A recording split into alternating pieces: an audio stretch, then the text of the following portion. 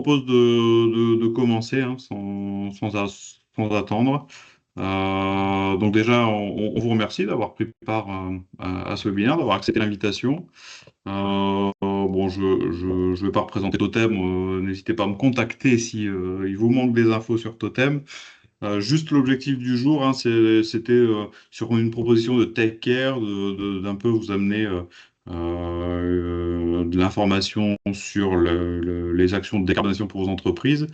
Et surtout, on y reviendra en détail, Benjamin y reviendra en détail, mais au-delà de juste vous informer, on trouvait intéressant potentiellement d'initier au sein de Totem une promotion pour travailler un peu les entreprises qui souhaiteraient se lancer dans ce défi, qui va être sujet d'ailleurs à plusieurs obligations prochainement. On vous donnera les détails aussi. De se lancer voilà, ensemble à travers une promotion Totem pour créer un petit collectif autour du sujet. Je vais pas être plus long, je vais laisser la parole peut-être à Benjamin pour introduire le déroulé du webinaire et puis voilà, commencer à vous présenter tous les éléments qu'on voulait vous montrer. Et si, juste avant, excuse-moi Benjamin, il y a un autre Benjamin qui prendra la parole aussi, Benjamin Gourdi d'Arcis, qui est une société du cluster qui a déjà effectué ce travail de bilan carbone. Et on trouve intéressant de vous amener parmi les adhérents un d'entre eux qui avait déjà traversé l'expérience, qui avait déjà l'expérience de ça, et de manière à pouvoir vous témoigner un peu voilà, d'un point de vue de l'industriel, ce que ça représente, quelles sont les appréhensions, etc. Il vous, il vous dira ça tout en détail, plus en détail tout à l'heure. Benjamin? Ouais, merci, merci Maxime. Bonjour, bonjour à tous. Donc moi je suis Benjamin Vigneault, je suis un des cofondateurs de Taker. Ravi de partager ces quelques minutes avec vous, hein. Ça fait plusieurs mois et années qu'on a des échanges avec Totem sur ce sujet de la décarbonation. On sait que c'est un sujet qui est de plus en plus présent. Donc l'objectif aujourd'hui, c'est de pouvoir rappeler le contexte climatique et réglementaire qui existe, euh, derrière de voir par où les entreprises, alors plusieurs d'entre vous ont déjà fait des choses sur le sujet, mais où est-ce qu'il faut mettre l'accent, soit pour commencer, soit pour accélérer.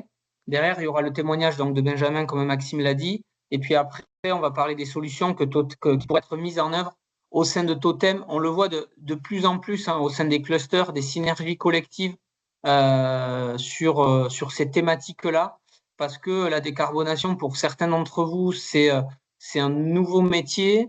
Beaucoup ont déjà commencé et se posent la question de comment on fait vivre les projets sur la durée. Et donc, les réponses collectives peuvent être particulièrement intéressantes à l'échelle d'un même secteur d'activité. Alors, juste présenter Taker en quelques mots pour que vous sachiez du coup ce que nous faisons. Donc, nous, notre métier, c'est d'accompagner les organisations pour mesurer, piloter leurs émissions de gaz à effet de serre pour décarboner leurs activités. En fait, on propose une solution globale. On est à la fois éditeur de logiciels. Donc, on a développé une plateforme de management carbone pour pouvoir implémenter le sujet de la comptabilité carbone dans les organisations. Et puis, de manière un peu plus classique, on a aussi de l'expertise on est bureau d'études, on est aussi Calliope et organisme de formation. On est une quinzaine, on est basé à Toulouse, à Montaudran, donc sur le territoire de l'Occitanie, et on accompagne un peu plus de 200 références dans des secteurs d'activité très variés. Donc, on est généraliste, mais on a une verticale particulière sur les, euh, les entreprises industrielles, que ce soit dans le secteur de la mobilité ou de l'automobile ou alors aussi de l'aéronautique. Euh, donc, on est à la fois au final une plateforme de management, du coaching et puis organisme de formation. Et Euh, Benjamin, n'hésitez pas à lever la main, prendre la parole si vous avez des questions voilà, au cours de la présentation. Merci. Bruno, je vois que. Ça te fait Ouais, en réagir? fait, ouais, je suis désolé, mais je l'ai posé sur le chat, mais je voulais juste savoir si on aurait les slides après.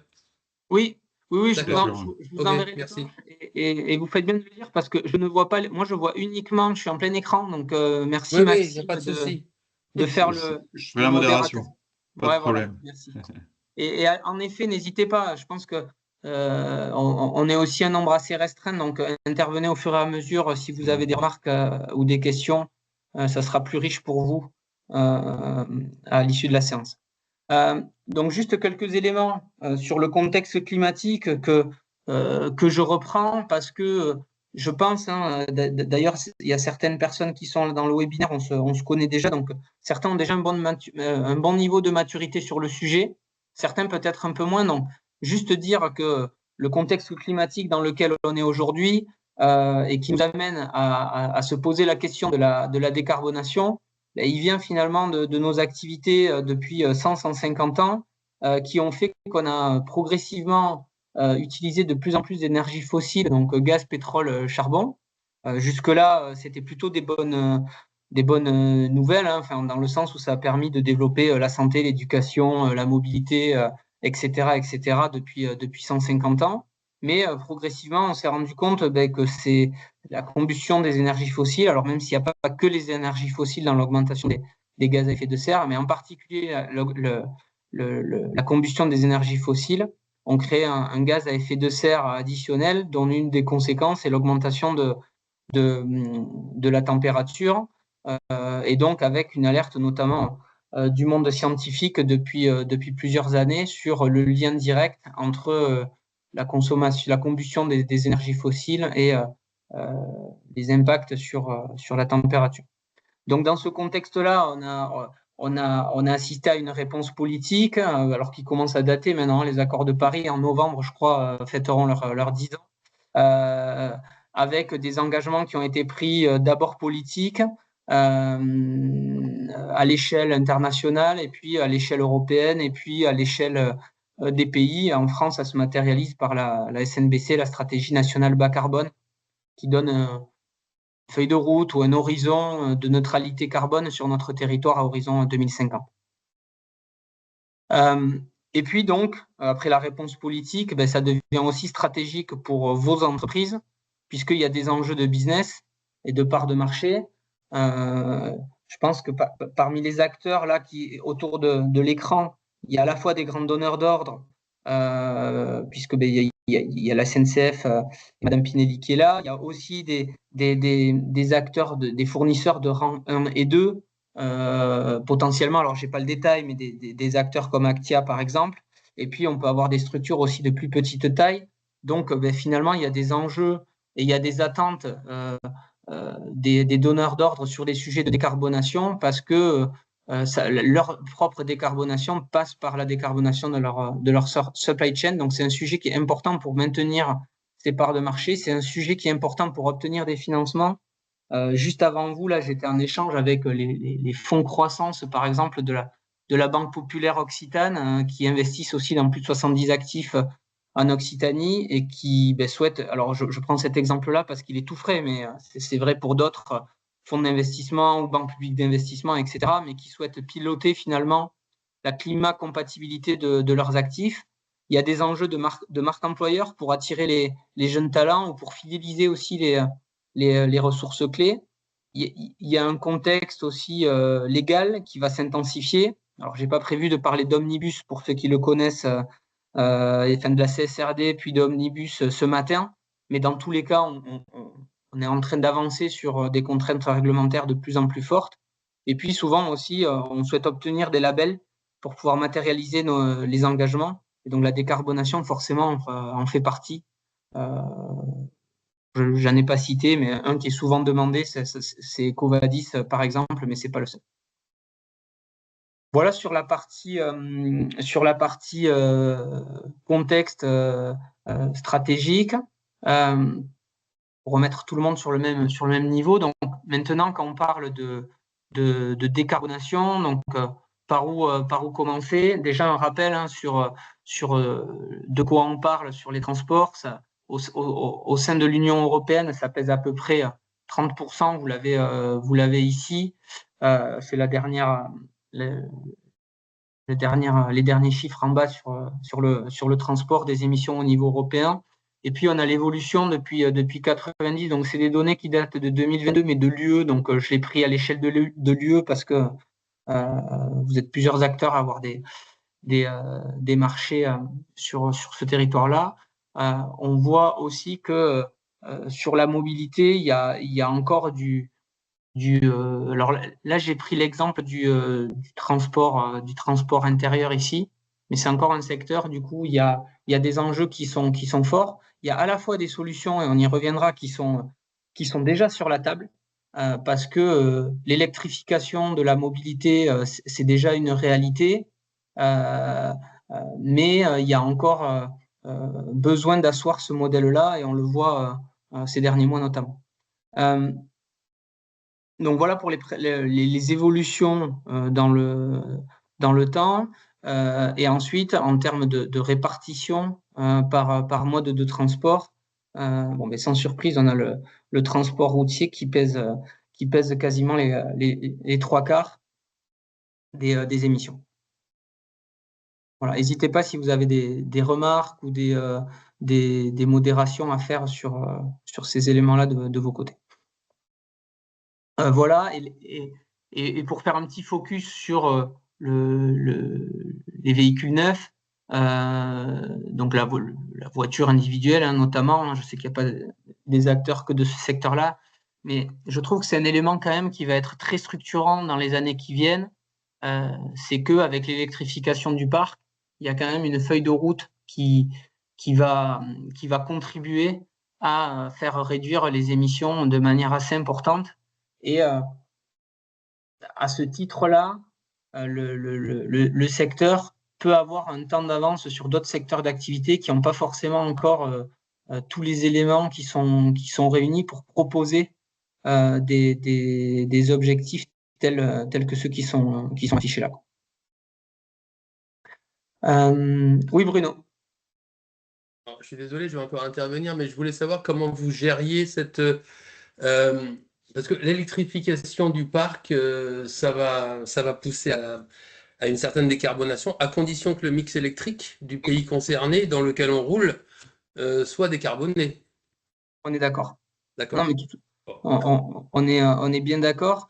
Donc, à l'échelle du territoire français, c'est plus ou moins évident, puisque vous le savez, notre mix énergétique, il est largement orienté sur le nucléaire, qui est une énergie décarbonée. C'est pas forcément le cas d'autres pays comme la Pologne notamment, si je prends un exemple à l'extrême. Mais tout à fait, pour certains pays, ça va forcément de pair.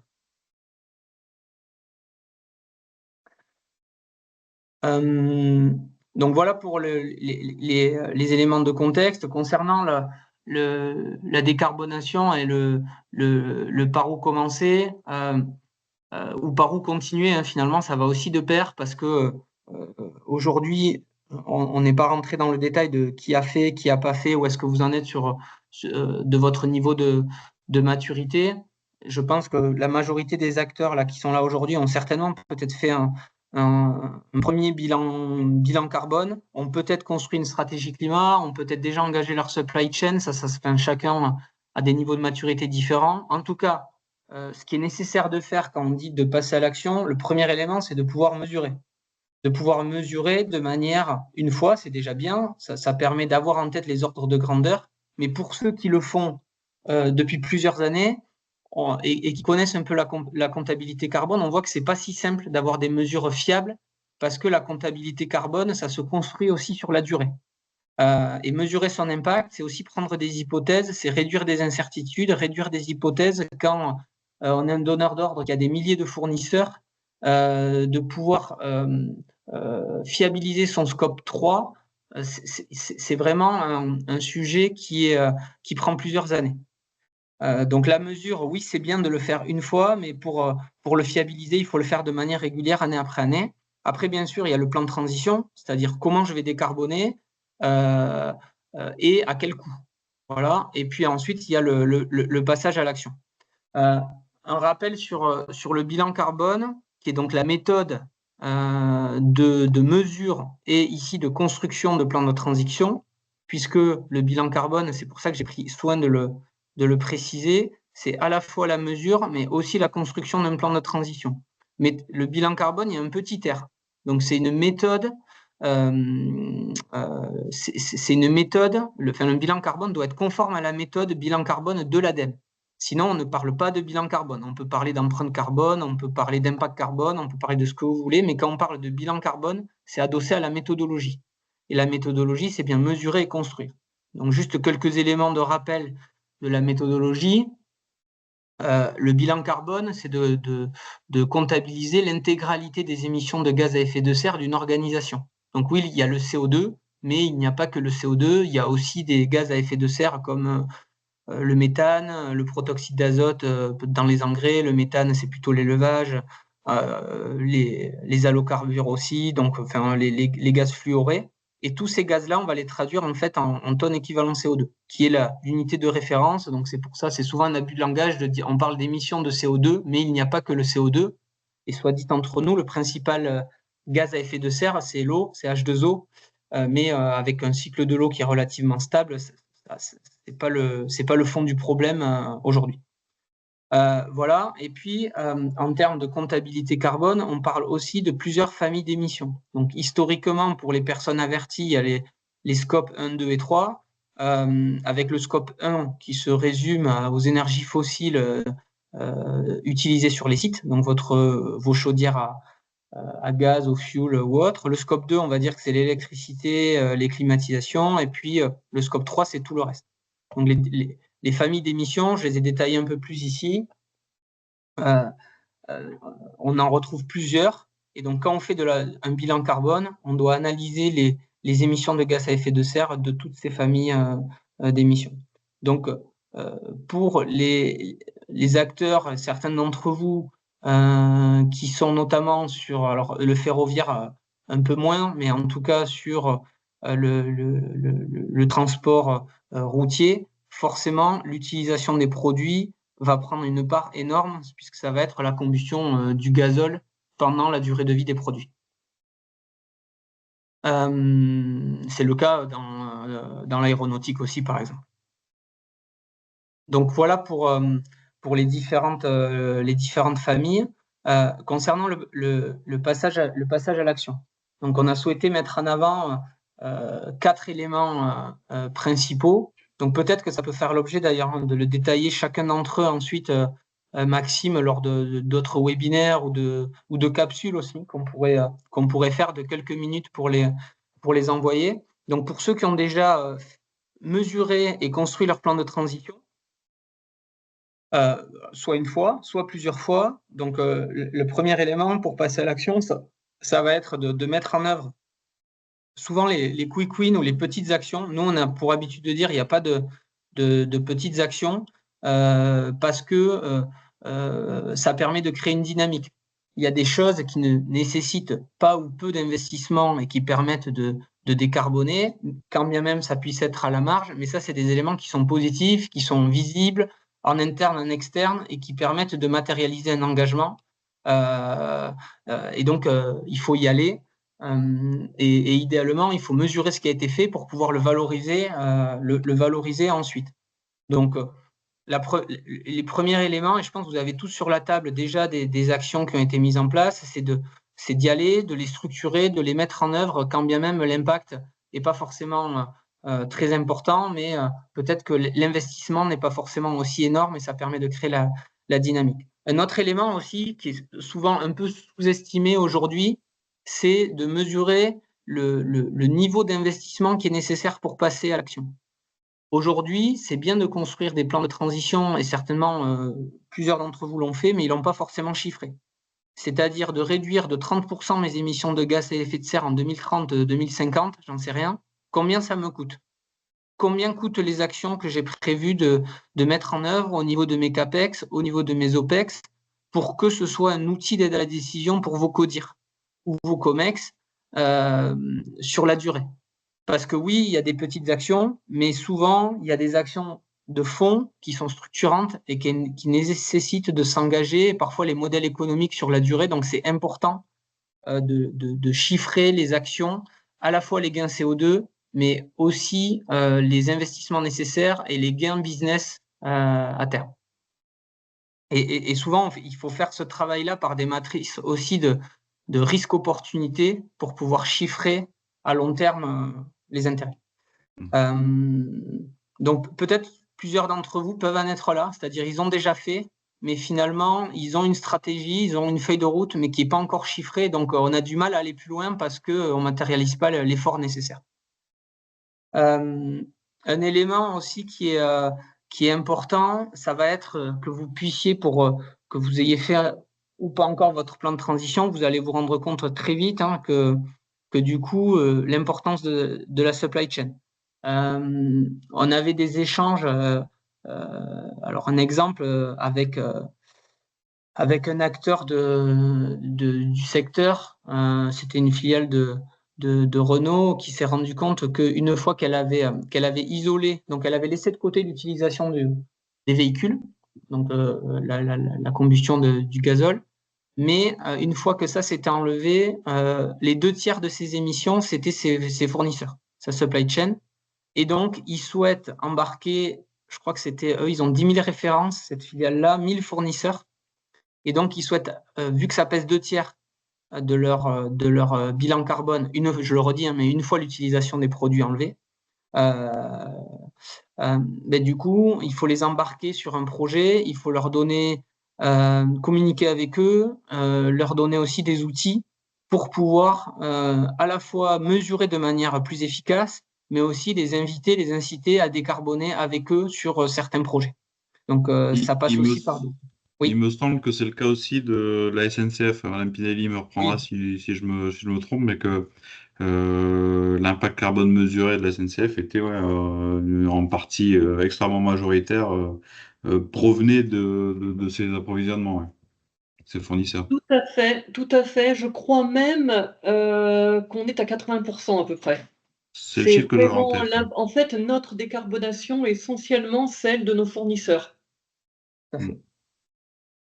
Tout à fait, je crois que c'est 20 000 fournisseurs à peu près, un peu plus même, au Alors là, global. je vous avoue que ça, je ne sais pas, j'ai pas ce chiffre-là en tête, mais ce qui est sûr, c'est qu'en étant constamment, en fait, le nombre de nos fournisseurs, hein, et aussi on accompagne les entreprises pour les aider à décarboner, puisque la Oui, direction des achats groupes a contractualisé avec BPI France, et oui, tout à fait. donc il y a toute une action pour aider nos fournisseurs, sans compter périodiquement, puis ça fait déjà 2 fois, une rencontre territoriale fournisseur que l'on fait, alors qui n'est pas axée que sur la décarbonation, hein, elle est axée sur les projets, les budgets, etc.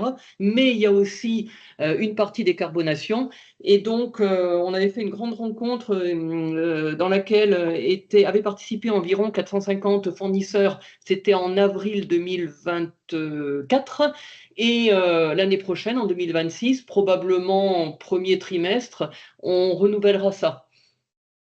Tellement, effectivement, c'est important pour nous. Ouais, tout à fait. Je crois, vous en aviez d'ailleurs témoigné, c'était Totem, hein, il me semble qu'il y a un peu plus d'1 an ou 1 an et demi, avait organisé un événement à la CCI à Oui, Blagnac Totem, où vos ouais, je équipes crois. achats étaient venus. Mm. Oui, ça, je suis moins sûre, hein, puisque c'est la première fois que je participe à une action Totem. Et donc, je ne suis pas, puisque c'est Jérôme Fontaine, qui est président de Totem, qui, au sein de la Ouais. SNCF, est, on va dire, le plus actif. Donc, je ne saurais pas vous dire si effectivement, enfin, à quelle époque, en tout Et cas, si, ça s'est si, fait. Mais il me semble. je vous confirme, c'est bien le cas. On avait fait une rencontre effectivement avec les acheteurs à SNCF. Et d'ailleurs, ils informaient que dans les appels d'offres, il y avait de plus en plus une cotation sur l'impact carbone du service ou du produit délivré, que ça s'était pris en compte dans l'évaluation des propositions d'appel d'offres, de réponse à appel d'offres. Ouais, tout à fait. Je crois qu'ils avaient évoqué le chiffre de 20% de la note Oui, progressivement Ouais. 20%, qui serait c'est sur ça. ce sujet. Donc voilà, l'intérêt vraiment de savoir mesurer pour les fournisseurs de ces grands donneurs d'ordre Oui, leur bilan, leur impact carbone. voilà. Alors après, selon les organisations, on se trouve plus ou moins haut, entre guillemets, dans la chaîne de valeur. Forcément, SNCF, c'est 20 000 fournisseurs. Une structure comme Actia va être plutôt en rang 1 ou 2, et puis des structures plus petites en dessous. Mais dans tous les cas, soit il faut construire avec sa supply chain, soit de toute façon, il va falloir envoyer des éléments à ses clients sur ces sujets-là. Voilà. Mhm. Donc, et ça, c'est quelque chose qui prend du temps à mettre en place parce qu'il faut prendre la parole, il faut communiquer, il faut potentiellement construire des outils ou, comme le disait Madame Pinelli, construire des parcours d'accompagnement. En effet, hein, la SNCF a mis en place un partenariat avec la BPI aussi pour accompagner ses fournisseurs.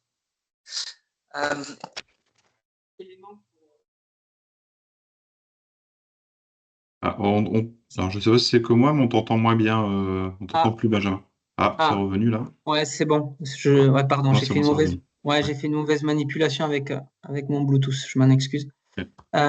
Oui, et donc quatrième élément qu'on a souhaité mettre en avant. Donc vous voyez dans les actions là, le parti pris, c'était pas de rentrer avec un niveau de granularité dans chacune des actions. C'était plutôt d'identifier les grands enjeux. Donc passage à l'action sur les actions identifiées, chiffrer finalement la trajectoire de décarbonation, parce que du chiffrage va dépendre finalement les moyens qu'on a en œuvre et les actions qu'on va pouvoir mettre en œuvre. Derrière, il y a la dynamique collective à mettre en place avec sa supply chain. Et puis le dernier élément, c'est le pilotage, parce que la décarbonation, on a des feuilles de route, la SNBC, c'est à 2050. On peut imaginer que la problématique, elle sera encore là, peut-être certainement. Il faudra s'adapter, il y aura d'autres sujets, mais en 2100. Donc, il faut passer en mode pilotage. Donc, comment on passe sur une comptabilité carbone qui n'existait pas il y a quelques années, sur maintenant des bilans carbone qui peuvent permettre de prendre des photos à un instant T, finalement, à un mode vidéo, année après année, où on va avoir une vision de ces émissions et on va pouvoir la communiquer en interne, en externe à ses parties prenantes. Et aussi, on va devoir ajuster son plan de décarbonation comme on ajuste son budget finalement annuel. Donc, progressivement, il va falloir se doter finalement de compétences en interne et d'outils pour pouvoir traiter de ces sujets-là.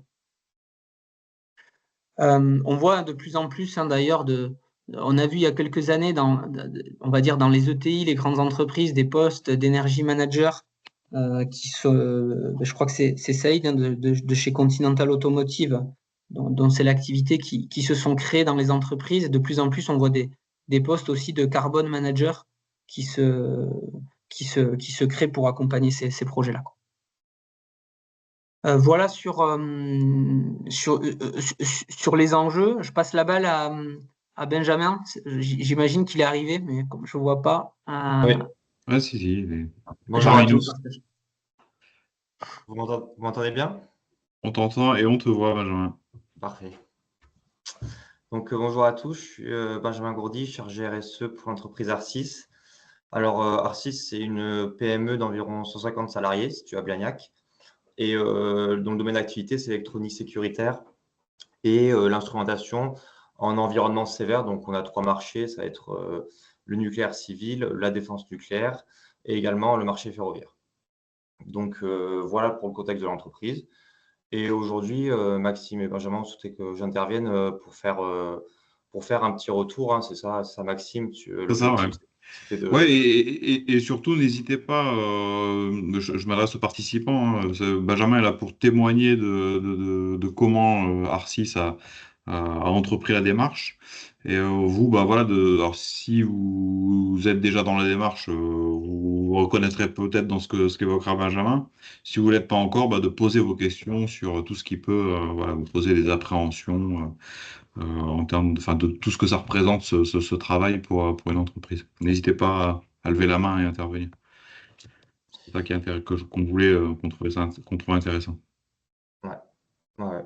Donc, les objectifs qui ont poussé Arcis à vouloir réaliser un bilan carbone, c'est qu'on souhaitait structurer donc notre démarche RSE, plus exactement notre démarche environnementale, et donc sur la partie climat, qui est forcément super importante. On s'est rapidement dit que réaliser un bilan carbone, ça nous permettrait de structurer la démarche et de constituer voilà, le socle de nos futures actions et de nous permettre de planifier tout ça. Donc, il y avait ça d'un côté. Et également, d'un autre côté, on avait à la fois des demandes clients et des besoins de nos investisseurs, puisque Arcis est une filiale de Technicatom, qui est un bien plus grosse entreprise, et également détenue à 49% par Framatome. Donc, ça peut être des besoins également que ces grosses entreprises ont, de par des réglementations ou de par leur propre démarche RSE, d'avoir des informations concernant notre entreprise. Donc voilà, on avait un petit peu ce contexte entre exigence de nos parties prenantes et volonté de structurer notre démarche climat grâce au bilan carbone. Donc on a sélectionné TechCare suite à voilà, on a étudié différentes possibilités. On voulait, vu qu'on est situé à Blagnac, on voulait également une entreprise locale de préférence. Et ce qui nous a séduit chez TechCare, enfin, personnellement, c'est la plateforme mise à disposition, puisque ça permet vraiment d'avoir un vrai regard et un vrai visuel sur ce qu'on est en train de faire sur la réalisation du bilan carbone. Donc, outre l'expertise apportée, parce que moi, en tant que chargé RSE, je n'ai pas les certifications et l'expertise pour réaliser un bilan carbone. Mais par contre, le fait d'avoir cette plateforme, ça m'a permis d'être acteur de la démarche. Donc, c'était bien plus facile pour comprendre. Et également, ça m'a permis de monter en compétence tout au long de la réalisation du bilan carbone. Alors, je ne suis pas aujourd'hui capable d'en réaliser un moi-même, mais par contre, je comprends beaucoup mieux comment ça se passe et oui, je suis bien plus compétent là-dessus. Concernant les difficultés rencontrées, parce que voilà, Maxime voulait également que je sois transparent sur les difficultés que j'ai pu rencontrer lors de la réalisation du bilan carbone. Très honnêtement, on n'en a pas eu beaucoup. Le plus compliqué, je dirais que c'était de récupérer certaines données, nous, de notre côté, au sein de l'entreprise Arcis. C'est-à-dire que voilà, pour rentrer des données sur la plateforme, lorsque c'est par exemple sur la partie énergie, consommation d'électricité, c'est plutôt simple. Lorsque c'est sur la partie, si je prends l'exemple des achats, en fonction de la gestion des flux au sein de l'entreprise et des informations qu'on a sur ces flux, forcément, ça peut être plus ou moins compliqué de retirer les données. Donc voilà pour la petite difficulté qui a pu être rencontrée, mais on a réussi à se sortir assez facilement au final, parce qu'on avait l'accompagnement de TechCare qui a l'habitude d'accompagner les entreprises sur ce point-là. Et pour conclure, je peux parler forcément des bénéfices qu'on a retirés de la réalisation de ce bilan carbone. Alors déjà, ça nous a permis d'identifier des priorités. Forcément, lorsqu'on a le diagramme à la fin du bilan carbone qui nous montre les différents postes d'émission, on voit très rapidement ce qui est le plus important et le plus urgent de réduire. Et également, ça nous permet pour l'avenir, puisque là, c'était le premier bilan carbone de l'entreprise Arcis, de suivre l'évolution des émissions au cours des prochaines années, peu importe qu'on réalise annuellement ou tous les 2 ans, tous les 3 ans, un bilan carbone, on pourra voir en fonction des actions mises en place entre-temps, si elles ont été efficaces ou non. Donc ça, c'est le premier bénéfice. Également, je parlais de la complexité à récupérer certaines données, mais finalement, je me suis rendu compte que moi, dans mon travail, avoir toute cette base de données qui a été nécessaire pour le bilan carbone, je l'ai réutilisée pour différents projets annexes. Donc ça, c'est aussi quelque chose que je souhaitais faire remarquer. Forcément, ça a pu être valorisé auprès de nos parties prenantes, que ce soit auprès de nos collaborateurs ou auprès de nos clients, par exemple. Ça a été fortement valorisable. Je vois que de plus en plus dans nos questionnaires clients ou sur je ne sais pas si certains d'entre vous ont aussi affaire à EcoVadis, il y a une partie dédiée à la réalisation du bilan carbone, sans même parler des actions qui sont mises en place en suivant. Donc voilà, ça montre que c'est une preuve de sérieux du bilan carbone et que c'est valorisé aux yeux des parties prenantes.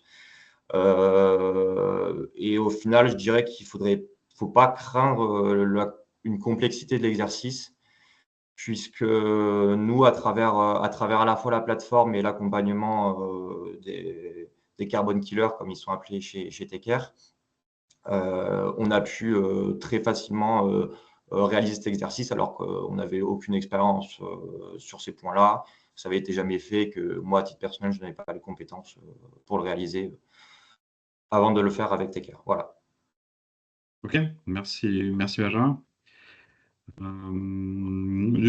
Enfin, comme ça, avant de passer à la suite, je pense que ce qui pourrait nous intéresser, parmi vous, là, parmi ceux qui nous écoutent, de savoir un peu si certains d'entre vous sont au début de ces réflexions, enfin, de votre niveau de maturité, surtout sur ceux qui n'ont pas encore entrepris ce genre de démarche. Les questions que vous vous posez, est-ce que ça peut être, enfin, voilà, de partager un peu vos questions là-dessus sur les personnes qui souhaiteraient se lancer dans la démarche. Ou alors, est-ce que vous êtes tous déjà dans la démarche plus ou moins avancée? Bruno qui nous salue. À bientôt, Bruno. Voilà, ça nous intéresse de savoir qui serait intéressé pour bah, voilà, monter un petit groupe et travailler ensemble ces questions-là. Est-ce que vous pourriez nous témoigner de votre état d'avancement?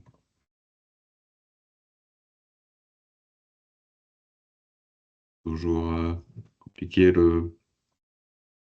pour un premier intervenant. Je sais pas, peut-être parce qu'au final, on a pas mal d'entreprises de grande taille. Par exemple, pour Actia, Continental, quelles sont les démarches internes? Hop, Eh Monsieur ben, Calmel, je vous écoute. pour Actia, on a donc effectué un premier bilan carbone en 2023. On est en train de finaliser celui de 2024. Euh, c'est intéressant. Enfin, on avait fait des ACV déjà, donc on savait pertinemment que notre scope 3 aval était, vu notre métier, était 95% de notre empreinte carbone, que les achats étaient dans les 3-4% et donc tout le reste assez minime. Donc ça permet. Alors après, ça pose des questions existentielles. Est-ce que je vais mettre des panneaux solaires alors que l'électricité décarbonée française fait que c'est 1% de mon bilan. Est-ce que ça vaut le coup d'investir en France sur des panneaux solaires? Mais après, ça rejoint d'autres questions existentielles. La route n'est pas décarbonée. Je ne parle pas des transports de marchandises parce que ça, c'est, par exemple, dans notre bilan carbone, c'est vraiment ridicule comme pourcentage. Donc pour moi, c'est pas vraiment. Mais voilà, le trajet du matin, lui, n'est pas décarboné, en tout cas la voiture. Et donc, tant que on n'a pas réglé ce problème-là, on continue à importer du pétrole et on continue. Donc, vous voyez, il y a une corrélation à faire entre ce qu'on demande comme production annuelle au niveau national et comment est-ce que nous, on peut y participer. Et donc, ma question de me dire, ben, je ne vais pas mettre de panneaux parce qu'après tout, je suis décarboné, ben, elle n'est pas entièrement répondue parce que l'ensemble des usages n'est pas encore décarboné. Donc, c'est un ensemble. Par contre, investir dans des pays où je produis, comme la Tunisie, ça peut être beaucoup plus intéressant en termes d'efforts collectifs finalement, parce que c'est ça qu'on cherche à faire, hein, c'est du global. On n'a pas beaucoup d'argent, donc il faut bien le placer, il faut bien le mettre. Après, donc les bilans, donc on n'a pas énormément appris sur le bilan parce que déjà sur la CV, on avait une bonne idée, mais ça permet de multiplier la CV au niveau du groupe. Et du coup, ça nous a permis, en revanche, d'aller vers des prêts bonifiés carbone, sauf que la bonification, enfin, la certification du bilan pour la banque peut être plus chère que la bonification. Donc là encore, il faut s'arranger avec eux, leur expliquer, faire ça dans une manœuvre d'ensemble pour que on puisse tous s'y retrouver à la fin. Ok. Voilà pour Actia. Ouais, merci pour ce partage d'expérience. Je lance un petit. Saïd, on vous écoute. Je lance en même temps juste un petit sondage, savoir le taux d'entreprise entre plus ou moins de 50 salariés. Je vous laisse répondre, on- on verra les résultats. Mais Saïd, allez-y, je vous en prie, on vous écoute. Hop. Vous m'entendez? Ouais, très Ça bien. marche. Bon, pour Continental, donc on est comme un groupe, voilà, c'est un groupe allemand, mais qui est planté sur plusieurs pays continents. Aujourd'hui, localement sur Toulouse, donc on n'était pas obligé de faire le bilan carbone réglementaire, mais en 2023, on l'a fait à partir voilà, d'une volonté un peu locale de sensibiliser un peu sur quels sont les postes émetteurs de gaz à effet de serre. Parce qu'avant, quand on pense aux émissions de CO2, on pense notamment aux émissions liées directement à la consommation d'énergie pour l'activité du site. Mais le résultat du bilan carbone, ça nous a permis un peu de faire une sensibilisation en interne et de dire qu'en fait, les émissions liées à la consommation d'énergie, scope 1 et 2 ne représentent qu'un pour cent, alors que c'est 99%, c'est le scope 3. Et là, c'est notamment le poste qui sort en avant à plus de 93%. C'est plutôt tout ce qui est achat de nos composants électroniques, des composants qui arrivent de l'Asie. Aujourd'hui, chez Continental, donc on a quand même une roadmap scope 1 et 2. On est stratégie RSE, on a un poste de responsable RSE France qui a été fait, voilà, qui a été créé il y a 2 ans. Donc, une stratégie RSE, mais on est quand même sur une grande entreprise. Donc, tout ce qui est un peu achat, donc c'est des choses qui sont un peu centralisées. Donc, où aujourd'hui, voilà, tout l'enjeu est de voir où localement on a la liberté d'agir sur toute la partie Scope 3. Notamment, il y a toute la partie, le plan de mobilité d'entreprise et des choses qui se font sur les salariés, mais tout ce qui est un peu lié à la chaîne de valeur de nos produits qu'on fabrique, c'est là où ça sera l'enjeu parce que c'est pas toujours géré localement et c'est tout Ouais. un peu l'objectif de créer d'un peu pouvoir un peu pousser aussi au niveau central, d'avoir une stratégie un peu globale et dans laquelle on doit s'inscrire. Voilà un petit peu un retour d'expérience pour Continental en ce moment. Ok. Hyper intéressant pour les grandes entreprises. Est-ce que parmi vous, il y a des petites entreprises? Parce que je vois 3 répondants qui sont tous au-dessus de 50 salariés. Je pense à ceux qui n'auraient pas encore pris la parole.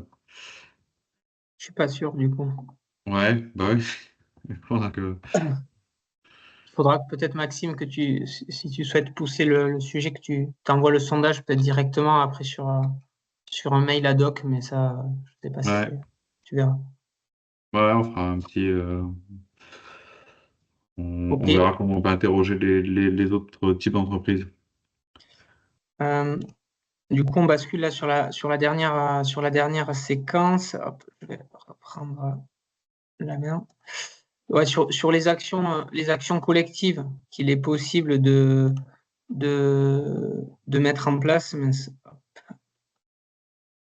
Euh, donc, on le voit, hein, il y a de plus en plus de clusters ou fédérations métiers sectorielles qui essaient de mettre en place des actions. Donc, euh, là, on en a mis trois en avant parce que au sein du cluster, on a des niveaux de connaissances, de maturité qui sont très différents sur le sujet.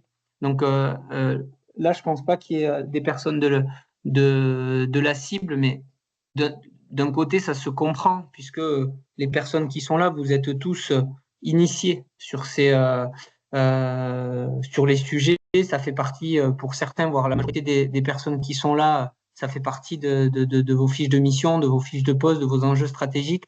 Dans des organisations de plus petite taille, il n'y a pas forcément de ressources. Donc, elles ont un peu plus de mal à se mobiliser du temps pour participer à des séances comme celle qu'on est en train de faire ensemble.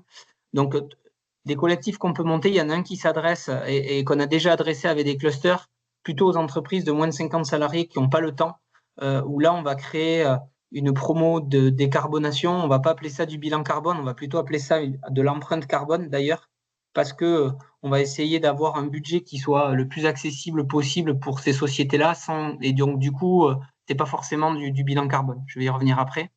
Deuxièmement, il y a pour les organisations de moins de 500 salariés ou les filiales de grands groupes, ça marche aussi. Il y a le DIAC Décarbonation qui est une subvention qui est mise en œuvre par la BPI pour accompagner les premiers bilans carbone. Et puis un autre sujet qui peut intéresser peut-être un peu plus des acteurs comme Actia ou Continental, vous devez certainement les connaître, c'est pour les organisations qui sont plus matures. Alors plutôt pour des grosses PME, hein, la méthode elle est plutôt basée là-dessus, mais c'est les promos, ça s'appelle Pacte Industrie. Et là on est plutôt sur donc la méthode c'est Acte, c'est comment j'intègre ma stratégie climat, j'ai une petite coquille ici, mais comment j'intègre ma stratégie climat à la stratégie d'entreprise, voir comment je peux valider ma trajectoire par rapport au référentiel sectoriel métier. On parle, pour ceux qui connaissent le SBTI, c'est un référentiel international sectoriel qui valide les plans de décarbonation des entreprises. Voilà. Donc là, il y a selon où se trouve l'organisation, où se trouve votre organisation, il y a des possibilités à la fois méthodologiques et de financement qui existent. Sur Act, c'est quelque chose qui est largement subventionné. Donc juste pour en dire quelques mots, donc je vais peut-être passer à, je connais pas votre niveau d'intérêt hein, sur les trois options, mais en quelques mots, les promos décarbonation, donc ça s'adresse plutôt aux structures de petite taille qui sont sollicitées, qui n'ont pas les compétences, qui n'ont pas les ressources. Ce qu'on va faire, c'est qu'on va pouvoir les regrouper pour faire réaliser une première empreinte carbone et ça va alterner des lancements collectifs, des points individuels pour que, au bout du bout, les livrables, ce soit un premier exercice de mesure, un premier plan d'action avec des éléments de communication, une synthèse communicante et une infographie qui puisse être envoyé aux donneurs d'ordre ou aux parties prenantes. Le DIAC Décarbonation, donc là on est plutôt sur un bilan carbone classique, donc on retrouve les étapes d'un bilan carbone classique hein, avec une collecte des données qui soit exhaustive, avec la construction d'un plan de décarbonation qui soit chiffré et avec du coup des livrables qui sont exigés par la BPI. Donc tout ça, c'est un cahier des charges qui est tripartite entre la société, la BPI et le prestataire comme Taker. Donc là, on est sur une enveloppe, je crois que je l'ai dit tout à l'heure, hein, mais de 10 000 euros et il y a une subvention de 4 000 euros, donc il y a un coût de 6 000 euros. Et juste deux mots sur Act, je regarde l'heure. Act, ça s'adresse à des acteurs qui sont déjà matures, hein, comme par exemple les sociétés, vous avez déjà témoigné, Jean-François Saïd par exemple. Ça permet d'aller plus loin, c'est-à-dire déjà il y a un prérequis, il faut déjà avoir fait un bilan carbone complet, il faut que le COMEX et le CODIR soient engagés sur ces sujets-là et il faut qu'il y ait au moins une personne dans la structure qui soit ressource et même qui soit formée à la méthode pas à pas. La méthode pas à pas va vous permettre de lier la stratégie climat à la stratégie globale d'entreprise, d'aller beaucoup plus loin sur le diagnostic, sur la vision à long terme de la société dans un monde de bas carbone, sur les investissements nécessaires pour pouvoir finalement convertir le plan climat en actions stratégiques concrètes pour l'organisation. Ce dispositif-là, il est très largement subventionné puisque l'ADEME prend entre 50 et 80% du budget de 30 000 euros. Donc, on est sur un coût entre 5 et 15 000 euros selon les structures. Et c'est un projet de 12-18 mois qui est souvent une suite logique des premiers bilans carbone pour aller plus loin. Et puis, en plus, on peut intégrer notamment la validation SBTI pour les entreprises qui veulent le faire, qui permet d'avoir aussi, comment dire, je sais pas, c'est pas une certification, mais une validation de son plan de décarbonation par un tiers extérieur et référent. Voilà sur les trois dispositifs. Donc avec Maxime, c'est les éléments qu'on souhaitait partager pour potentiellement vous aider, vous amener du contenu, des options, des pistes pour que vous puissiez continuer à transformer vos organisations sur le sujet de la décarbo. Voilà. Yes, merci Benjamin. Maintenant, la balle est un peu dans votre camp. Si ça vous intéresse d'en savoir plus, de peut-être faire un petit groupe pour aller plus loin, n'hésitez pas à nous le dire. On enverra le replay probablement dans la newsletter. Je le mettrai, Benjamin, Sur le lien du replay, peut-être un petit sondage sur les entreprises qui seraient intéressées pour former un petit groupe sur les actions de décarbonation, histoire qu'on puisse les identifier, éventuellement travailler avec elles aussi si elles n'ont pas pu être là aujourd'hui. Et voilà, n'hésitez pas à prendre la parole si vous avez des choses à rajouter sur ce qui s'est dit, sur la suite.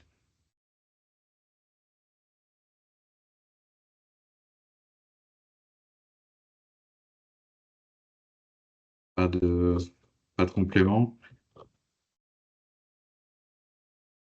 Oui, j'ai une question Ouais. pour la promo décarbonation. Au final, il n'y a pas de bilan carbone en fait qui est fourni à ces entreprises de moins de 50 salariés. C'est une formation pour leur apprendre à le faire ou Il y a des livrables, Anne, dans ce cas-là, mais on ne va pas appeler ça un bilan carbone.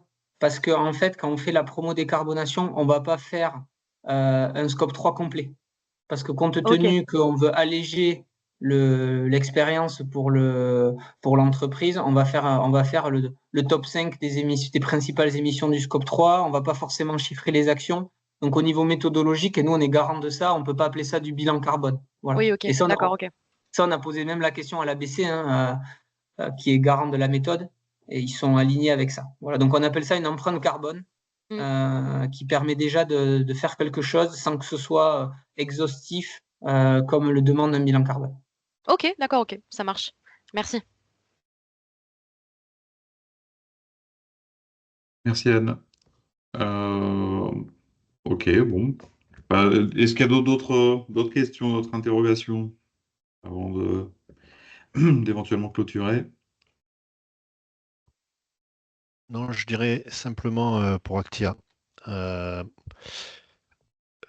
la- ce qui est demandé au niveau global, dans le monde entier, finalement, c'est la trajectoire, puisque ça découle des accords de Paris. C'est ça l'idée. Or, le bilan carbone ne vous donne pas du tout une trajectoire et ne vous permet pas. Enfin, si, je peux tracer une pente de là où je suis aujourd'hui et la faire atterrir à zéro ou compenser en 2050, mais ça donne pas les actions, ça donne pas. Il y aura des paliers sûrement, il y aura des changements peut-être de business model. On n'y est pas encore. Mais je pense que l'intéressant, c'est de passer justement du bilan carbone à la trajectoire et de pouvoir publier la trajectoire. Et là, si tout le monde fait ça, normalement, on devrait y arriver.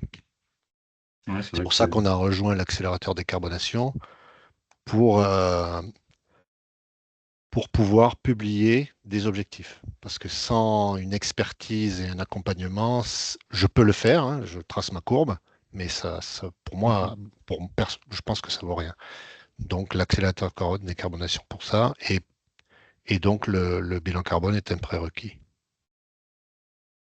Ouais, c'est juste. C'est vrai que sans objectif à court, moyen, long terme et les moyens mis en face, effectivement, on ne se rend pas compte de la tâche que c'est et de la réalité que c'est pour une entreprise. On peut tracer la courbe, mais il faut la construire, c'est de construire ce qu'il y a derrière en fait. Ouais, c'est Ça, sûr. c'est ça le défi. Tout à fait. Ok. Ouais, merci pour ces échanges. Merci à ceux qui sont restés jusqu'à la fin. Donc,